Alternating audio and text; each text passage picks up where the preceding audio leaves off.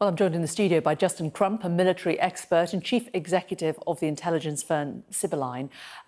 First of all, Justin, what's the current situation around the Severodonetsk area? Yeah, I mean, obviously still very focused on that as the key part of the fighting. And Russian troops closing in on the city. We think there's around 2,500 defenders, principally in the area, the industrial area around the Azot chemical plant, with around 500 civilians also in that area. So kind of shades of what happened in Mariupol, smaller scale, and they're not completely cut off. So though the bridges have been destroyed, as far as you understand, there are still ways to get across, certainly for people, probably not for heavy equipment. So the fighting continues. It's a real grind for Russia here, but they are steadily gaining ground in the city at this point. So if we zoom out a bit, what does that tell us?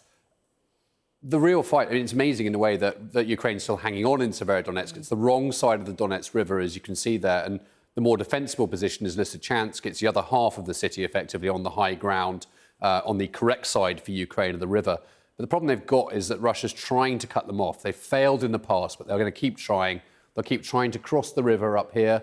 They'll keep trying to come out from Popasna. Now, that's stalled in the past, but they're keeping pressure on there and in depth. So actually, as you go towards Izium and the major cities in depth here for Ukraine. So you can see that defending this area, there's a lot to defend, and Russia can concentrate forces where it needs to over time. And if they do break through elsewhere, it makes it very hard for Ukraine to hold that very far eastern end of this area.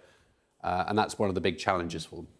Now, we heard from Deborah about NATO and about the US announcement as well, about 800 million in weapons. These are some of the examples. Is it going to change anything in terms of the bigger picture? There's no silver bullet in this. But to put this in perspective, Ukraine's asked for around 1,000 artillery pieces. I think they're getting 18 on the current pledge. They've asked for 300 multiple launch rocket systems. They're getting 3 from the UK, 3 from Germany, 4 from the US. So in terms of the scale of what they want to be able to have parity with Russia and to be able to eventually counterattack, regain territory, they are vastly short of that. And every round they're firing at the moment is coming from NATO.